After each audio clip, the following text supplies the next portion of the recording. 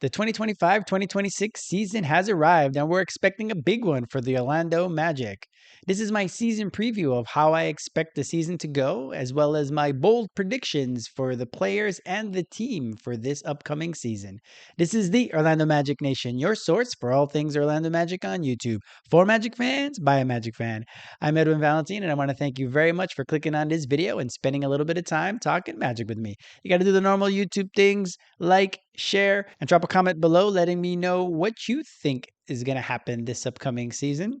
And lastly, if you want to do so, hit that subscribe so you don't miss out on any content that I produce. If you're like me, for you to know where you're going to go, you kind of have to know where you've been. So I'm going to do a recap on the off season before going through what I think this upcoming season is going to have in store for us.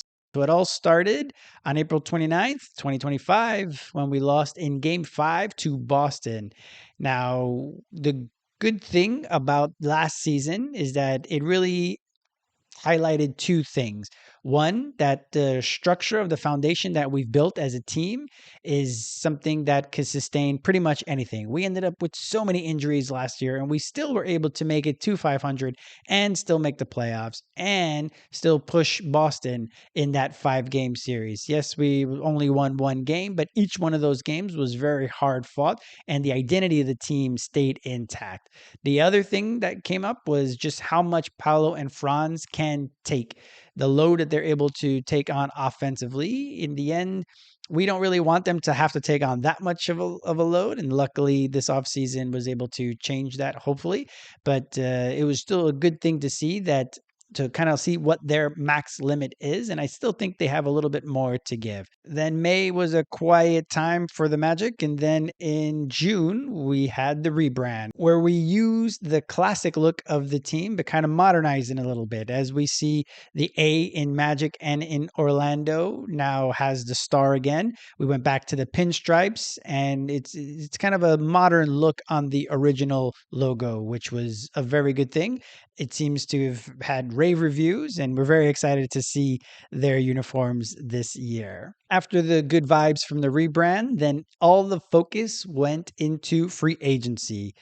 Now, this was our cap sheet at the start of the offseason, so it includes KCP and Cole Anthony. As we see, we were already over the cap, we were already over the tax, we were already even over the first apron if we did nothing with the team. Now, we had 4 guys under options, as we see, highlighted in yellow there: Mo, Gary, Corey, and Caleb. So we needed to do some finagling if we were going to improve the shooting. Now, to give a little understanding on the aprons, this is kind of a visualization of the apron situation for the league. This isn't this season's or even last season, so it's a little outdated, but it just gives you a visualization of where teams are when it comes to the aprons. So now there's the salary floor. All those limits there are the maximum amount of the limits, right? So the salary cap this year was $140 million.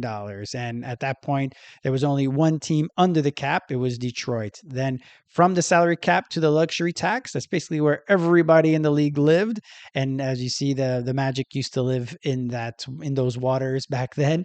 So that means that you go all the way up to the tax. So if you pass that tax, then you're a tax team and you're in the first apron, basically. So the Clippers, New Orleans, Dallas, and Golden State, those guys were all first apron clubs. Now, the first apron max was $178 million that year, and then the second apron max was $188.9. And then you can go past the second apron if you like. As you see, there were a few guys that were a bit over the second apron, so they were whenever you hear they're a second apron team. And if you look at the visualization here, you had the Minnesota team, Phoenix, Milwaukee, and Boston. They were already second apron teams, so they were past the second apron. So the hard capping is going to be something that you're going to hear a lot in the next few slides. And that just means if you're hard capped at the first apron, then that means the maximum amount you could have in salary in this example is $178.1 million. So you'd have to stay in that yellow bit. And then if you're a second apron hard capped, then in this example, you could not go over $188.9 million. So Then the big trade happens. So on June 15, 2025, the Orlando Magic send out 4 first round picks plus a pick swap and Cole Anthony and KCP for Desmond Bane. So now that affects our draft picks in 2025, 2026, 2028, 2029, and 2030.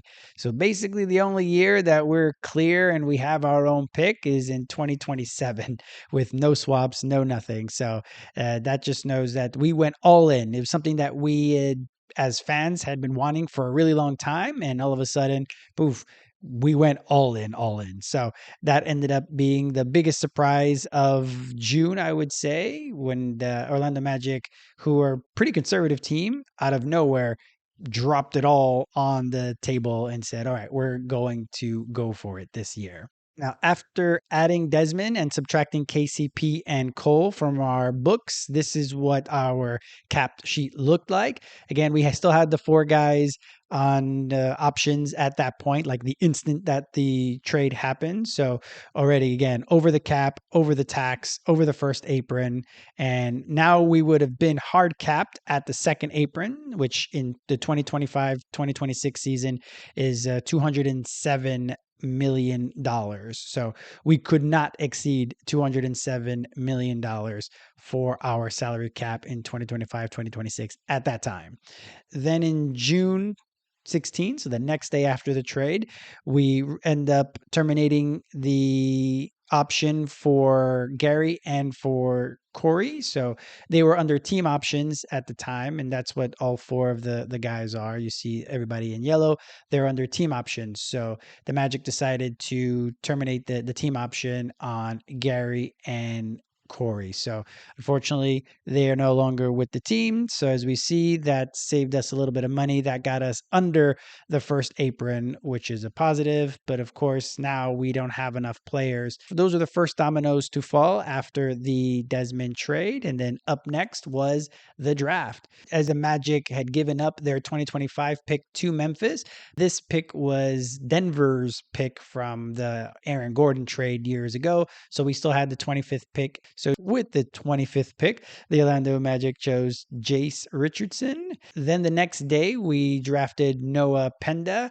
and we gave up a good amount to move up to this pick. We gave up 2 second-round picks in 2025, as well as the 26 and 27 second-round picks. So a lot of seconds, but I think we got a good one in Noah. Now, after the draft, when you add Noah and Jace's name, this is what the salaries look like. Now, for us to be able to use the full non-taxpayer mid-level exception, which was about $14 million, we needed to now terminate the team options for Mo and Caleb, and this is what that looked like. We ended up with, now we were under the tax, we were under the first apron, under the second apron. So now we'd been able to have that big chip to be able to sign a free agent. We had about $14 million at that point to be able to use. And with that money, we ended up signing Tyus Jones to a 1-year, $7 million deal. Now, the salary cap and the aprons and all of that ended up being way more complicated. And it's something that we're going to need to understand a bit more. So because of him signing for $7 million, that now hard capped us at the first apron. So this is the cap sheet post having Tyus on there. So even though we still didn't use the full taxpayer mid-level exemption, it still hard capped us at the first apron. So that's why you see, instead of the second apron, $207 million being in red, now the $195 million in the first apron is what's in red, because now we're hard capped at the first apron, so we can only go up to $195.9 million in salary for 2025-2026. Now, if Tyus had only taken $5.7 million, then we still would have been able to have salaries going up all the way until 207. That's just how important that $1.3 million were. But in the end, we chose to sign Tyus. So now we're hard capped at the first apron. So now that made it a little more difficult now to be able to find ways to fill the rest of the roster, as we see, because Mo isn't signed. But now we might not end up with 15 guys on the roster at the start of the season because we don't have enough money. Because as you see at this point now, we are hard capped at the first apron. So we have about $10.4 million left to be able to sign players. And now we have both Mo and Jace and Caleb and Noah to sign. So it was going to be difficult at that point. Now, after Tyus' signing, we went quickly and were able to sign assistant coach God Shamgod away from the Dallas Mavericks, which is going to help in the player development world. Then on the 3rd, we officially signed Jace to his contract. Now, after Jace's contract, as we see, you slot in his $2.9 million rookie salary there. Now we only have $7.5 million left to spend on what looked there hopefully was 3 players, but likely it was only going to end up being 2. At this point, we were still worried if Mo was going to be able to give us a bit of a discount to be able to sign him. But luckily, on the 4th of July, he ended up signing a 1-year, $5 million deal to stay with the Orlando Magic, as well as we also signed Noah on that day. So after Noah and Mo being on the team signing their contracts, we only have $1.2 million left in apron space. So that's it, basically. This is the team that we're going to go in, and these are our guaranteed contracts. As you see, there's 14 players there. The max is 15 players, but we don't have enough money to even sign a vet minimum. So we're going into the year with 14 guys. That's why the two-way players are going to be vital for us to ensure that if we have any injuries, that they're able to step in and play a big role for the Magic. Just a bit how Trevelyan did last year, but now because we're one player less, we might need them a little bit more, but hopefully not. Hopefully we're going to be pretty healthy throughout the year. So on July 5th, we ended up signing the second big addition to our coaching staff, Joe Prunty. From everything that's been said about him, he's a more offensive-minded coach, and we definitely needed the help. So after the free agency period, this is the comings and goings. Incoming were Desmond, Jace, Noah, Tyus, Coach Shamgod, and Coach Prunty. Out was KCP, Cole Anthony, Corey Joseph, Gary Harris, and Caleb Houston. And we were able to keep both Mo and Paolo because on July 7th, Paolo signed his max rookie extension. So Paolo's going to be around for several years. If he makes all NBA this year, that deal can reach about $287 million. July 9th, they announced the NBA Cup groups. So for the Magic, we're going to play the Sixers, the Celtics, the Nets, and Detroit in our group. Then there was Summer League. We had 3 main players that went, of course, was a second-year player, Tristan, and rookies, Jace and Noah. All 3 played pretty well for what was going to be asked of them from Summer League. The Magic lost all 5 games, but really for those 3, they did a good job. Tristan and Jace played in 2 games. Tristan averaged 18.5 points, 6 rebounds, 3 assists on 50% shooting from the field and 39% from 3. Jace in his 2 games averaged about 17 points, 2 rebounds, 3 assists on 56% from the field and 50% from 3. And Noah in 3 games played averaged about 11 points, 8 rebounds, 3 assists on 58% from the field and 30% from 3. Then we started to sign those two-ways, as I mentioned. Very important, our two-way guys this year. So you have 3 of them that you're able to have. So at the start of the offseason, we had Ethan Thompson on the club as a two-way player. But the first signing we did on July 21st was to welcome Orlando Robinson. Then on the 23rd, unfortunately, we waived Ethan Thompson. So we were back to 2 two-way spots at that point. 2 days later, we signed Jamal Cain. So that took the second of our 3 two-way contracts. Then it was announced we're going to be going to Europe. So at the beginning of August is when they started to slowly trickle out the information on the schedule. So at that point, it was kind of a sneak peek that the Magic were going to be be a part of the global games this year. So they're going to be playing in Berlin on January 15th and London on January 18th.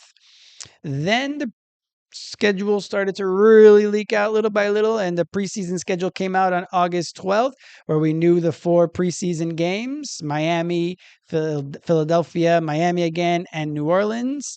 Then the NBA Cup schedule came out. So this is where we found out that we're going to be playing November 7th against Boston, November 14th against Brooklyn, November 25th against Philadelphia, and November 28th against Detroit.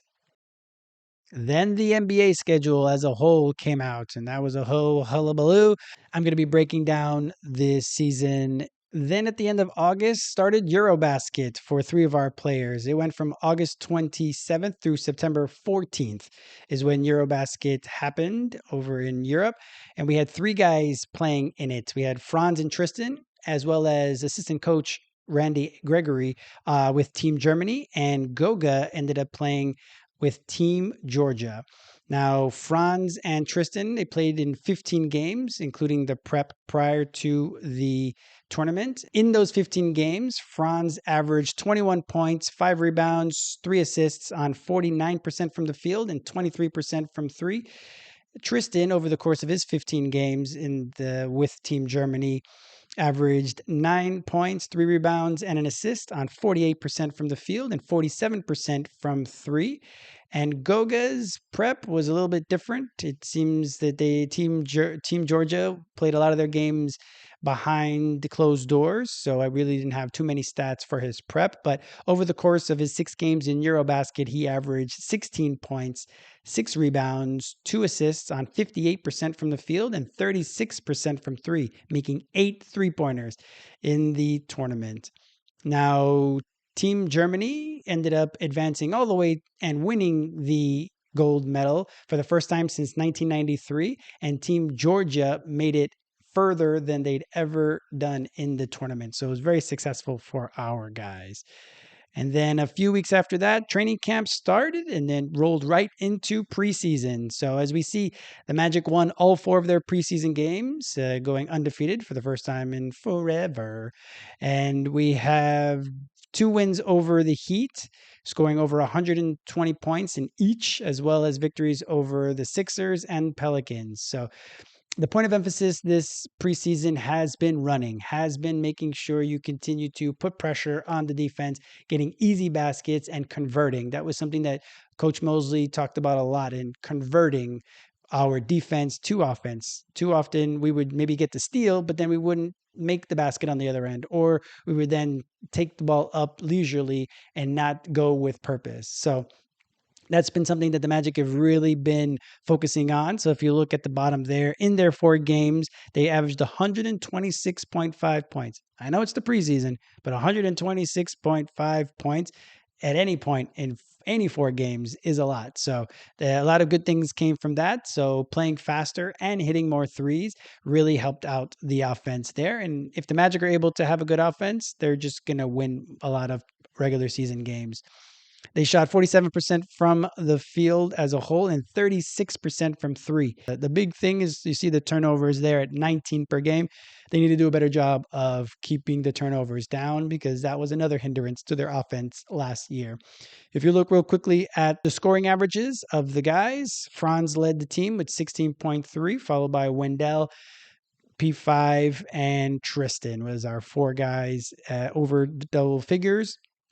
And then a lot of other guys got in the action as well. A lot of good things were seen from our guys in the preseason. Now, to finish off the offseason, again, we had only signed 2 of our 3 two-way players, and we signed the last one. We converted one of our Exhibit 10s, Colin Castleton, to a 2-way contract. So I think we're going to see him mostly in Osceola, but still, just to have all the offseason recapped, we have him there. So now to look at the season preview. Once the schedule was released in August, I did a deep dive and just trying to see how much respect the Magic were getting, because after the Desmond Bane trade, there was a lot of noise about how the Magic are going to have a good season this year, and now they were like the buzzy team and the young team, because still the Magic are the fourth youngest team in the league, even with adding a bit more of a veteran in Tyus and Desmond. So we see that at first, when the Christmas games were coming out and all the other national games were coming out, we were kind of like, oh, the Magic are not included on there.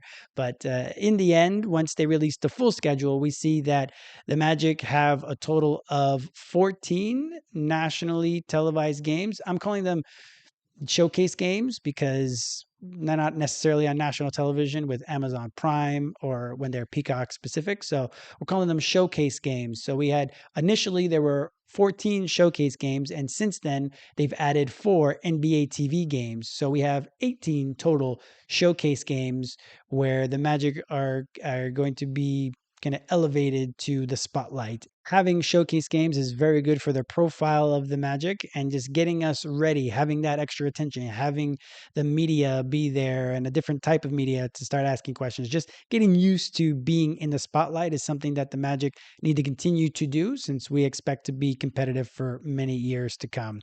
Now, I also looked at the rivalry games and who are our rivals. So basically, I included the what I expect to be the other top 4 teams or top 5 teams, including the Magic. So the other 4 teams are Detroit, Atlanta, New York, and Cleveland. So looking at them, we have a few of them actually going to be in showcase games, which is great because, again, it seems that the league also, or the partners also, expect that these should be good games or that they are games of significance.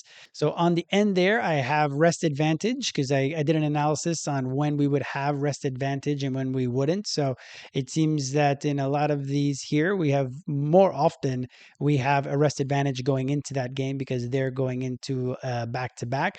And sometimes, like the one versus Cleveland, we have a 2-day negative rest advantage in that they had 2 days of rest and we're going in as a part of a back to back. So this is where we're at when it comes to our rivals. So hopefully these end up being our rivals, and these we all end up being healthy, and we're all able to play mano a mano.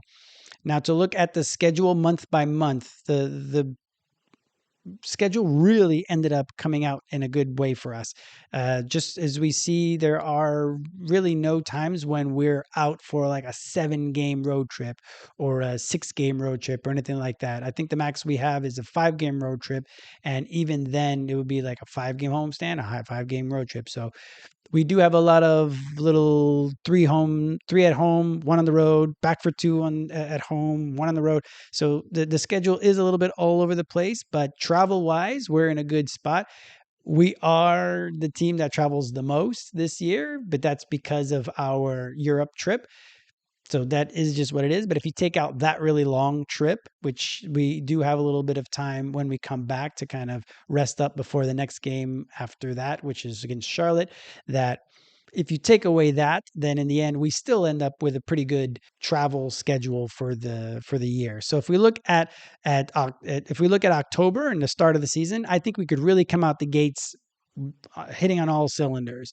We play against Miami, Atlanta, Chicago, Philadelphia, Detroit, and Charlotte. So we don't know what we're going to get from Philadelphia. Detroit is not going to have Ivy back just yet.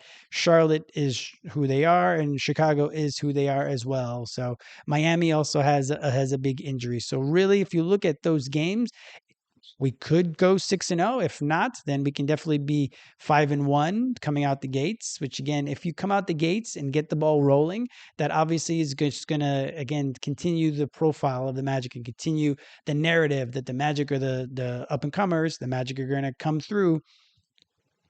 Then if we look into November, so we start off with at Washington, hopefully another W, then at Atlanta. We don't really know what Atlanta is going to be. It seems that they're going to be lacking a lot of shooting as well. And hopefully everyone's back healthy and we're able to play them at full strength. Even on our end, if Jalen is able to be back, that would be ideal. But those are going to be battles, I think. And then who knows, new look Boston for a bit. Then we play back to back against Boston, 2 games in a row. One of them is going to be the Cup game. Then we play Portland, New York, Brooklyn, Houston, Golden State, the Clippers, New York, Boston, Philadelphia, Detroit. So this could be another good month. I think it's 7 home, 7 away. So if we notice again, we just have a good split of home and away. So we really shouldn't get too bogged down with too many long road trips or anything like that. Then hopefully we're gonna have in December a nice little trip to Vegas where we play the semifinals and the finals of the NBA Cup. Just again, get more reps at being in the spotlight, getting more reps of being in those pressure packed situations because we're hoping to get past the first round. So once you get past the first round, then the pressure is just going to get ratcheted up, ratcheted up, ratcheted up. And if we could be a dark horse to make the NBA finals, we need these reps. We need all of these reps. And really, the Magic should be going all out in every one of these games. So who knows what this one is? The only thing to look at is before the Cup, we're at New York, and after the Cup, we're at Denver. So that's going to be a bit of a tough schedule for the Magic there in December. But if we look at the end of the month before we go over to 2026, we just have another big game against Denver there, and the other ones we should be able to handle. Going into January, again, if we look real quick, this is the month that we have our Euro trip. So we play in Memphis, well, at Memphis, in London, and we play a home game with Memphis in Berlin, which it will be a home game for some of our Germans. So that's going to be fun for them to play in. But looking at the rest of this month, other than the 2 Cleveland games, we should be pretty good in that month as well. We should do well in that month. Then going into February, we start playing some more of the West teams. So we play both LA teams, we play Houston, and we play Oklahoma City and San Antonio. A lot of people are expecting Wembanyama to have a breakout year. So February might be our most toughest month. Then our action-packed month is going to be in March. So we have 17 games. So it's going to be kind of a sprint to the end there. So hopefully our guys are in shape at that point, and we're playing that fast-paced tempo for so many months that it becomes second nature, or we have an 11-man rotation that we have here. But if you look at it quickly, we play Minnesota, Cleveland, Oklahoma City at home, but that's part of a back-to-back, so that's unfortunate. Then we play the Lakers and Cleveland again. So we have an action-packed March.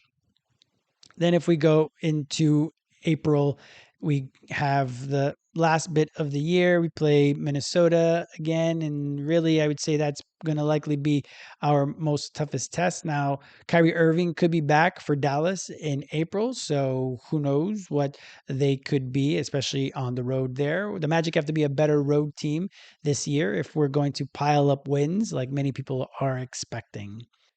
Now, I did a full preseason breakdown of each one of the Magic players, rating them Harry Potter OWL exam style. So, for this, I basically want to focus on one word for each one of the Magic players that I hope encapsulates their year this upcoming season. For Noah, I think it's going to be surprise. I think he's going to surprise a lot of people.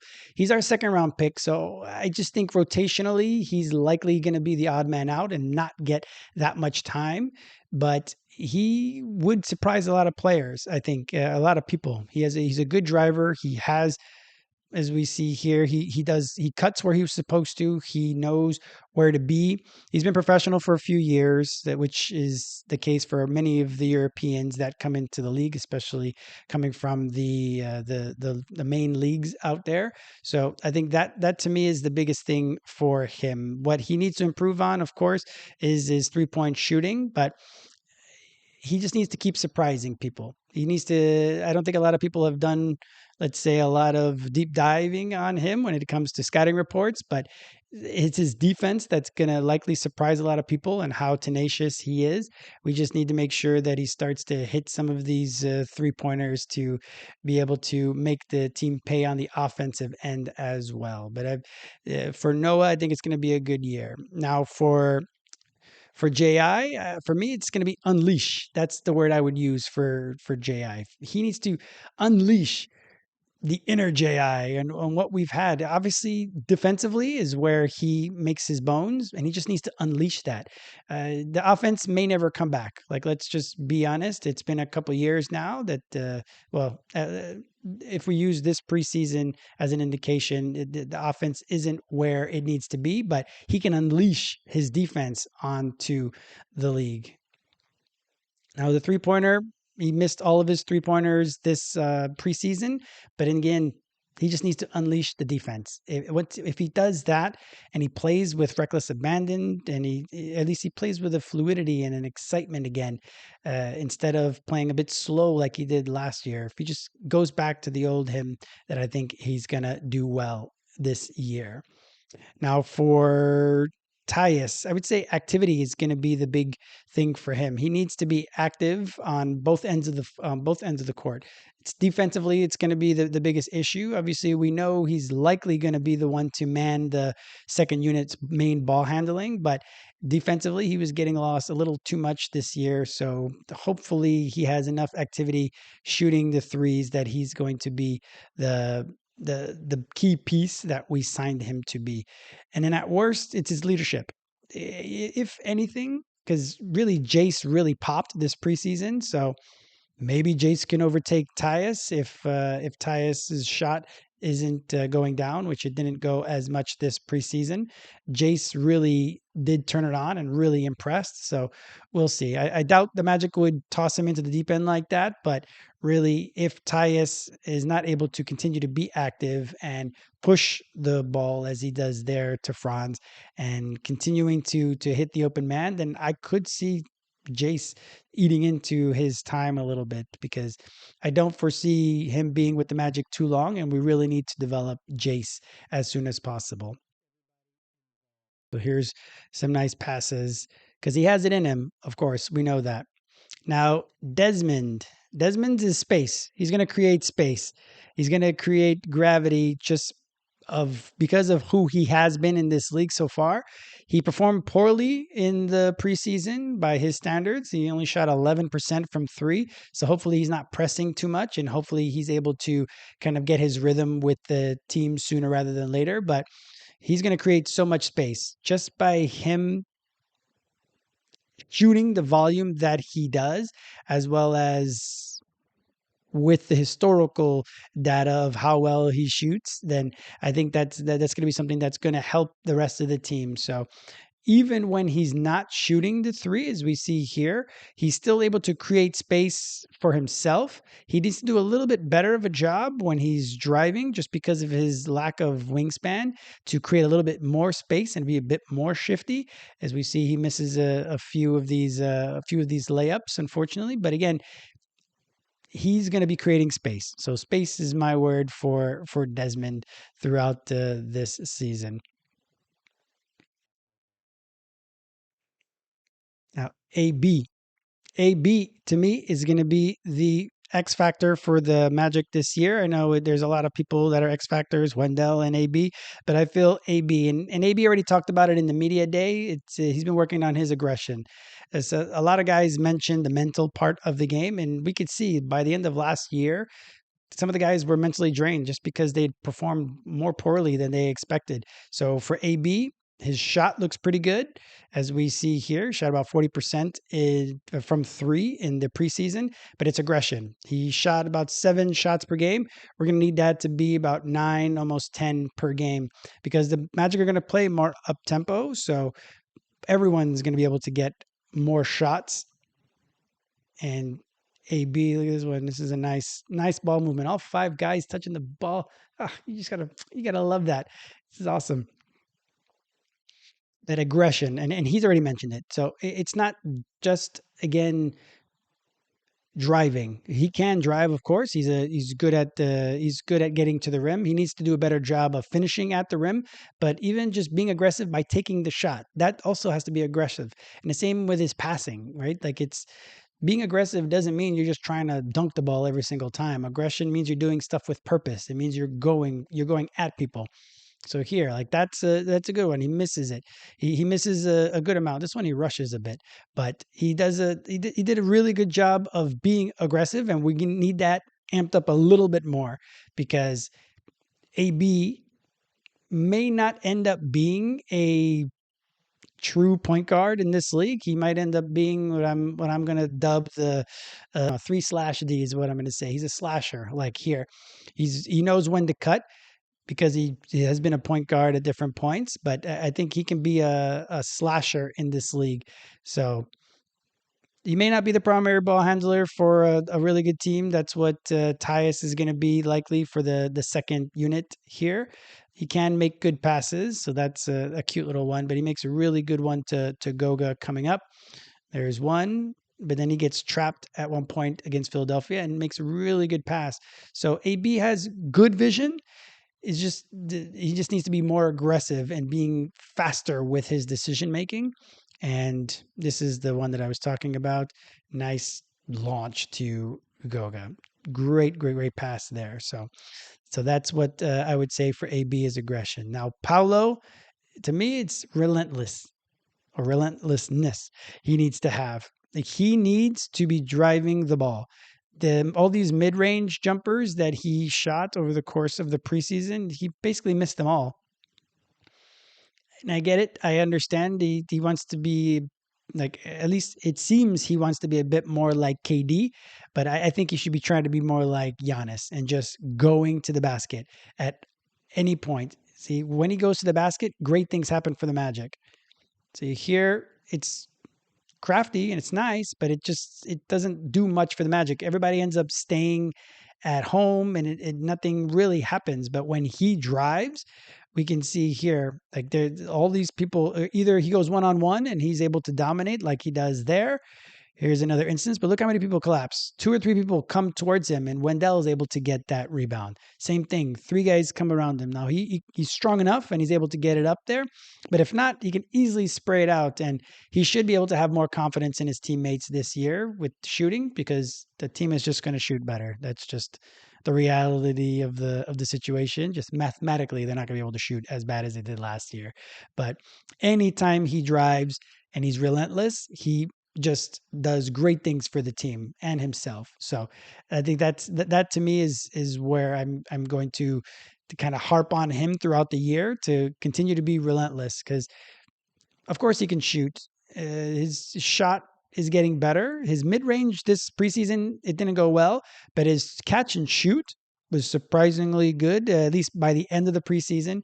The beginning of the preseason, he missed all his 3-pointers, but see, even this one from the corner, Paolo shooting shots from the corner, I think that's just going to help him out and get more efficiency. And if he has more efficiency, then his numbers are going to look better, and it's just going to look good for his resume when it comes time for all NBA discussions or MVP discussions. Now, it's the turnovers that, again, it's trying to make a cute pass. He just needs to be more relentless. He just needs to continue to drive and drive and drive. Now, he needs to be smart when he's driving, of course. He can't drive into extra coverage like here. They need to tighten up the handles just a little bit and not jumping, but he definitely needs to continue to be relentless. Now, for Franz, my word for Franz is selective. He needs to be selective, mostly with his 3-point shot. He really should just be attacking as well, just like Paolo should. They should continue to move at all times and push, because we need to score. We can obviously hold teams down, but we need to be able to score to just to make all that work on the defensive end mean something. So he needs to just continue to be aggressive, play much more like Team Germany. Franz, just by getting downhill, and anytime he gets the ball, he just runs down the court and takes advantage of all the mismatches that he has, being 6'10". Now his 3-point shot is going to be better, and it's about, see, that's a nice 3-point shot. Misses it, and that's fine. But even his the hitch everyone's talking about, I don't see it as pronounced as it was last year.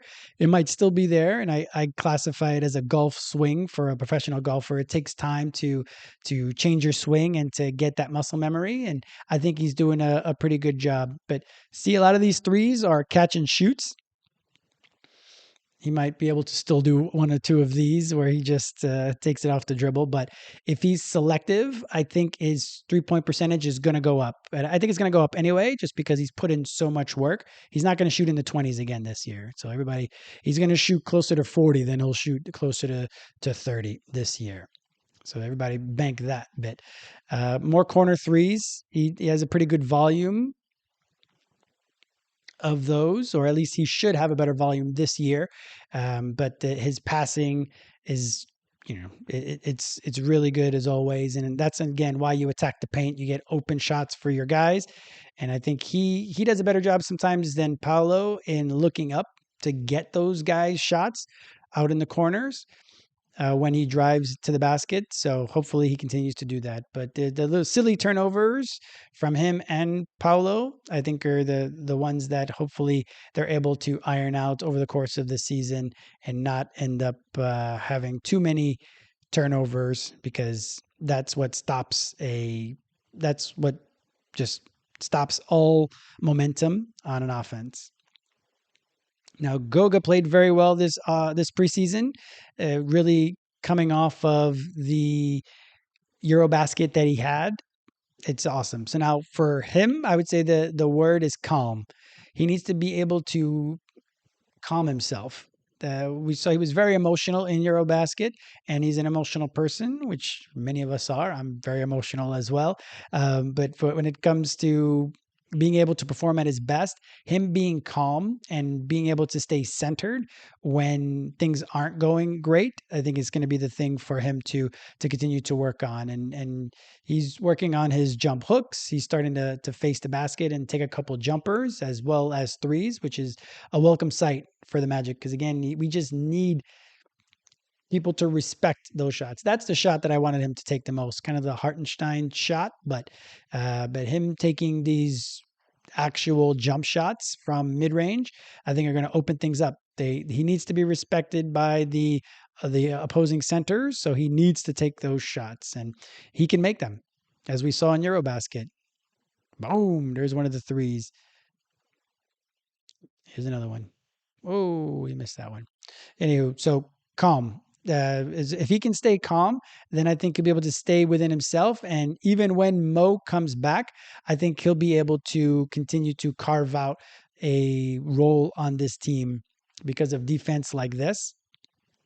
When we need versatility from our roster, if we need offensive punch, maybe we bring in Mo. But if we need that defender to block shots with reckless abandon like that one, then we could just bring in Goga as the stopper there. Now, Jet played very well also in the preseason, I would say, especially for where he was coming from at the start of the preseason. So for me, Jet's word would be consistency. That obviously seems like an obvious one, but he needs to be able to shoot more consistently. He shot 50% from three in the preseason, and we just need him to continue to do that. Now, he's not shy.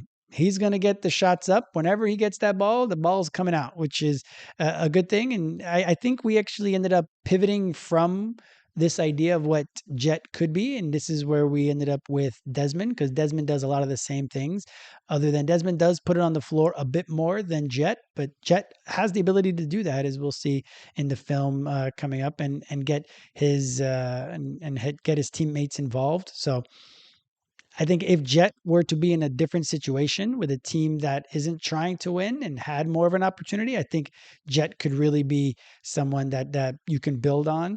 And so I'm gonna be on Jet Island, really, to continue to develop. But he just needs that consistency. So that also means consistency on defense, and that's how he's going to get consistent minutes, by continuing to be consistent on the offensive and the defensive end. we see here. He's like I said, no fear. He's going to take on all comers here. Now, Tristan had an incredible Eurobasket. At least the knockout stages is where he really flourished, I would say. So for me, his word this year is going to be presence. He needs to continue to be present throughout the entire games because too often last year it felt that he just kind of floated in and out of games. Now he was a rookie, so I'm not going to say like, oh, he needed to already be having the mental fortitude of a 6-year man, but really he's a bit older of a player, so I expected him to have a bit more of confidence when it came to asserting himself a bit more in the offense, especially when we had so many injuries last year. Now, when he started, he did well, but when he came off the bench, which is what he's going to do most of this year, that's where he really just kind of floated throughout the games. And he really can make an impact, a real big impact. And I think this year his role is mostly going to be spot up shooter, as well as a defender and secondary ball handler. But I think he can continue to put his imprint at all times. And if he gets better at the mid range here to be able to stop some runs that are happening, especially when it's the second unit, I think he really can. He can be that person. And I think him and AB are going to be our two six man of the year candidates because I really see a big leap from Tristan and just seeing the confidence and some of the shots that he's taking now. I think this word is going to be something that I'm not going to have to worry about anymore. But I think that's going to be a very, very positive thing for the Magic second unit. That's going to be needing offense, especially waiting for Mo to come back. That him and AB, I think, are going to be those two to be to say the spear. Can you have two sides to a spear? It's going to be kind of flat, but you're going to have two guys that are really going to be the focal point of the offense on the bench unit. And I think Tristan is up to that definitely this year. Now, I would say the biggest surprise of the preseason is just how well Jace shot the ball. Many people know him from his time in Michigan State, but because he is short as he is at 6 foot tall, he has really long arms, though. I never understand why people don't take that into account as well. But because he's so short, he ended up dropping all the way to 25 for us to be able to take. And I think it's the steal already of the draft to get a guy at the back end that has the offensive feel that he has. It's incredible. But for his word, I would say for his word, it was shifty. Actually, that's what his word was. It was shifty. He's gonna have to continue to be shifty, not from three. From three, he's splashing. He shot over 60% from three on 3 attempts per game. So he wasn't shooting one or two a game. Like he was launching and he was making it. It's here. This is where he needs to develop to be able to have sustained minutes. And this is where he might be able to take some minutes from Tyus if he's able to start hitting these in the mid range and getting towards the basket because he is shorter, but with his long arms, he's still able to rise up over guys. Now, he needs to be able to create more separation. And that was always something that was going to be more difficult. And I talked about it in his player profile. I think he's trying to bait calls a bit more than just going up and trying to finish. So we'll see if that's something that continues. But I think with his ability to shoot, people are going to come out to him. So this is another reason why I think the Magic should really expand their rotation to be able to get minutes for Jet, to get minutes for Jace, for these guys, because they're scorers and we need the offense. And if they're in the back end of the rotation, or if we're up by 10, 15 points at that point and we can have them in, maybe they might give up a couple points, but they're going to be ones to add points, right? So I think that's why I hope we expand our rotation because of the way we're going to play. But here with the passing, I think is also the other thing that's been great to see, that he may not ever really be a true point guard in this league because of how short he is and his mobility. But you can see he makes the right plays. He has the feel, and it's just very exciting to see somebody so young be able to do so much so quickly. So shifty would be my word. But the king of the preseason for the Magic, I feel, was Wendell. Wendell dominated. He dominated on the rebounding. He played well on offense, and he was shooting. He was like seeking 3-point line to try and shoot. So here we see him kind of just taking advantage of guys, a lot of putback dunks, a lot of putbacks on misses.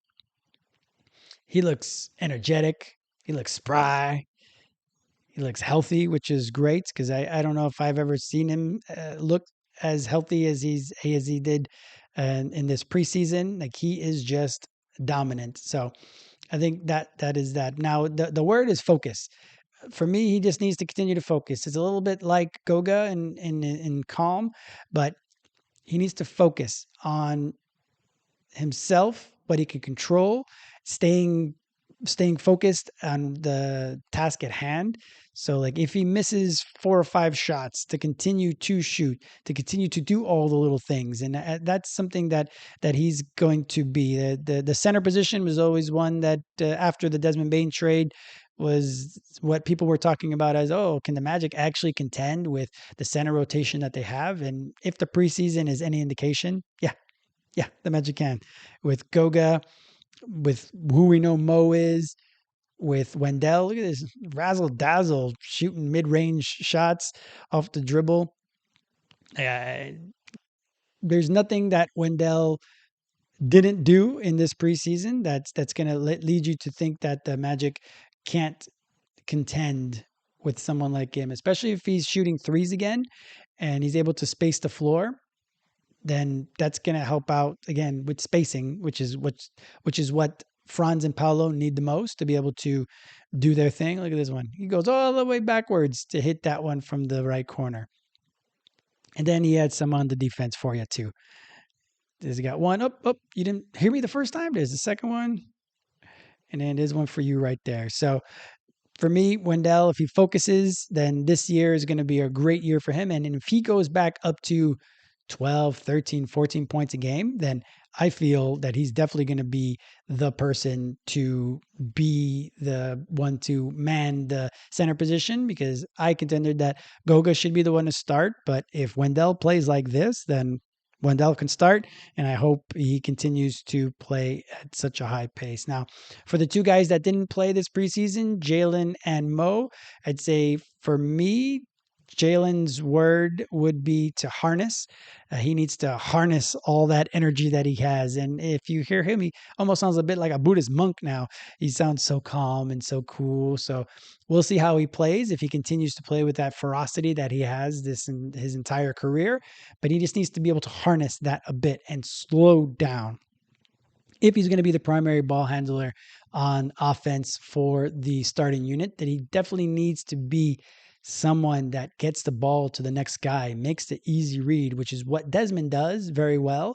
He just gets the ball to the right person. He continues to keep the ball moving. So that's something that Desmond does, that hopefully now we're going to get a Jalen that's going to be able to harness all that energy and be able to kind of focus it into being able to get others involved and get his shooting touch back. And Mo is tenacity. To me, Mo is he's going to be who he is when he comes back as well. So he's healthy now. It seems he's just trying to ramp up to get back up to basketball shape after so much time off.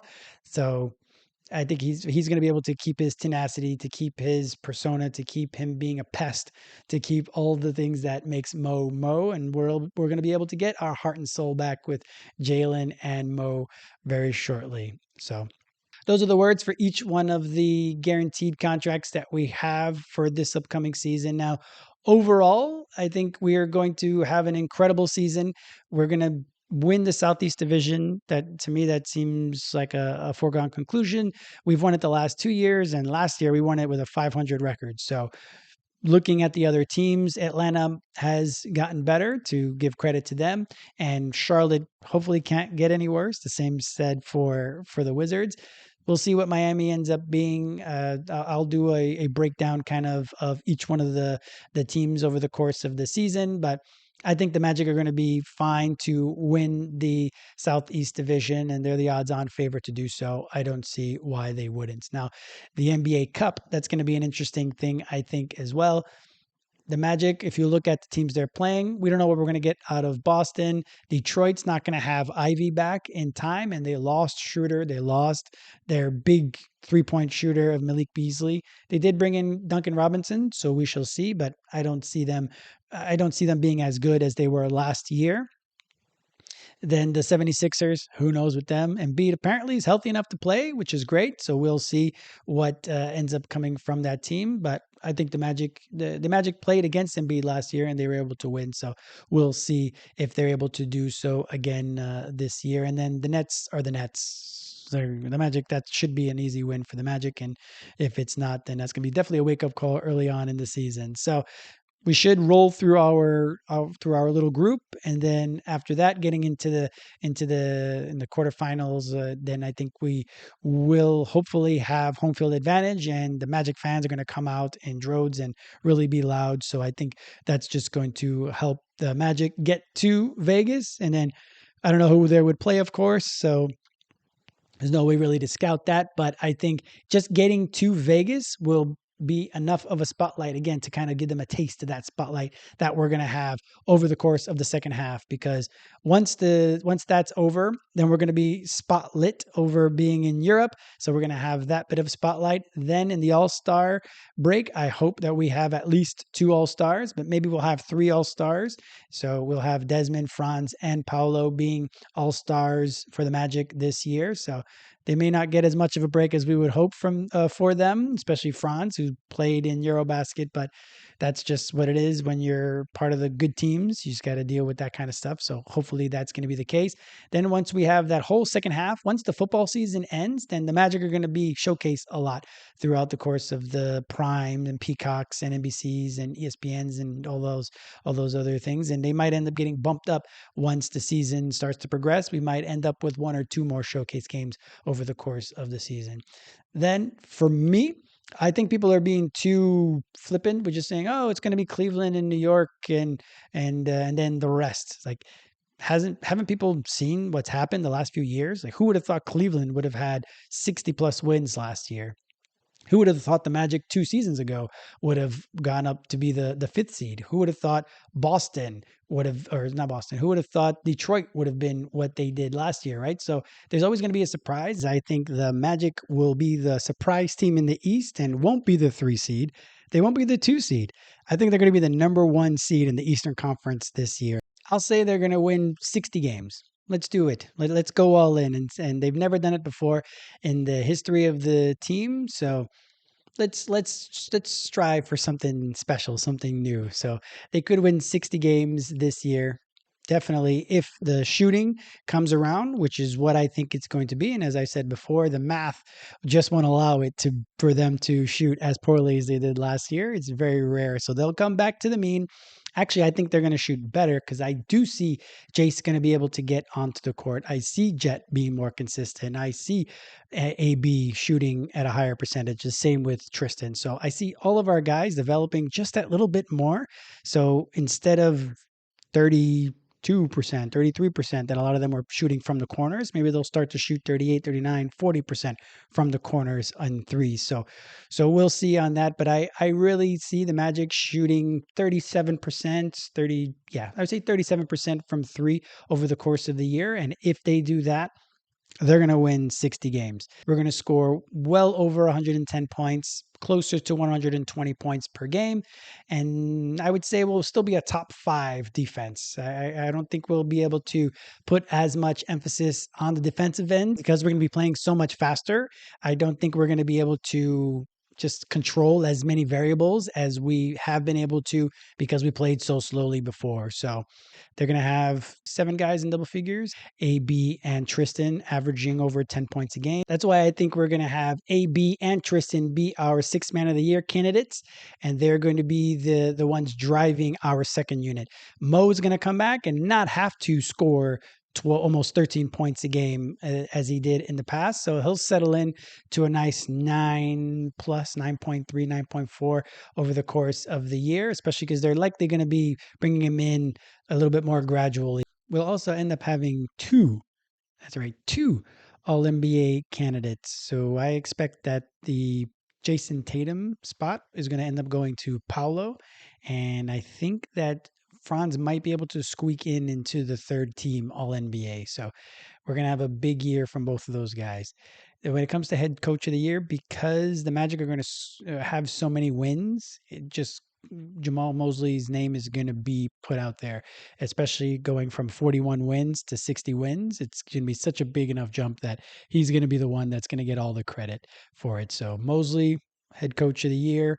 People are just going to be winning left and right. It's going to be win after win after win after win, winning both basketball games and awards for the Magic this year. Now, when it comes to the playoffs, I'm saying they're going to make it to the Eastern Conference Finals at minimum. Again, everybody's just assuming it's going to be Cleveland and New York, just like last year was a foregone conclusion. It was going to be Boston and Cleveland, and whoops, became New York and Indiana. So for me, the people that are going so chalk this year, I just don't understand how after a year like we had last year that they would just go so chalky. So I see it being the Magic being in the Eastern Conference Finals at a minimum. I think they're going to play against New York in the Eastern Conference Finals, and I think we're going to be able to beat the New York Knicks and make it to the NBA Finals. Now, do we make it? Do we win the whole thing? It's going to be difficult to take advantage of Oklahoma City or Denver because Denver obviously has Jokic and Oklahoma City has Shea. I think we would have a easier time actually playing against Oklahoma City than Denver, just because we have enough defenders that we can start throwing at Shea and Jalen Williams. Chet and Isaiah Hartenstein, they aren't as dominant at the center position as Jokic is. Jokic can dominate everything over the course of the game. So that's why I would say that if we play Denver, the Magic would lose to Denver. If we play Oklahoma City, I actually think we match up better against Oklahoma City than we do against Denver. Now, it all depends also how many turnovers we have throughout the year, because that's something that definitely Oklahoma City is good at taking the ball away from the teams. So we'll see. So that's what I think. So if I had to like stamp it, the Magic are going to make it to the NBA Finals. They're going to win 60 games. They're going to win the Southeast Division. They're going to at least make the finals in the NBA Cup, and I think they're going to make it to the NBA Finals. And I would say they're going to lose to Denver, but they're gonna play longer than they've ever played in the NBA Finals. They'll lose in 7. How about we do that? I think that's rational and reasonable. But we'll see. You tell me what you think is going to come from this upcoming season. So do the normal YouTube things, like, share, drop that comment below. And if you're one to do so, hit that subscribe so you don't miss out on any content that I produce over the course of this big upcoming year. I want to thank you very much for clicking on this video and spending a little bit of time talking Magic with me. I hope you're having a great day.